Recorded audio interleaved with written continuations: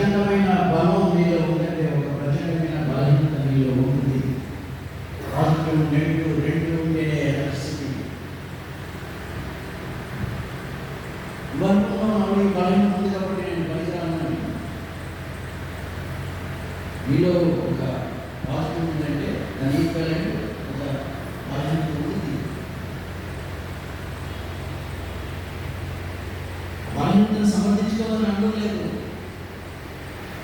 ఈ బలాన్ని నువ్వు రికగ్నైజ్ చేసిన మరుక్షణం ఈ బలహీనత బలంగా రూపాంతరం జరుగుతుంది.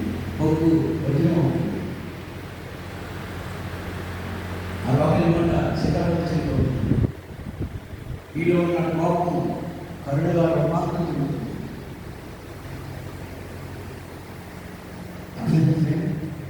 అర్థమైందమ్మా?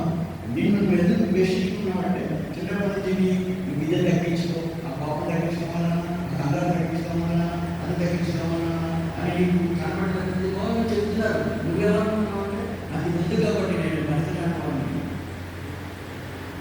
నోట్లో వెళ్ళి పెట్టుకుంటే తప్పు వద్దు అన్నారు. వద్దన్నా పనిచేశాను కాబట్టి నేను మంచిగా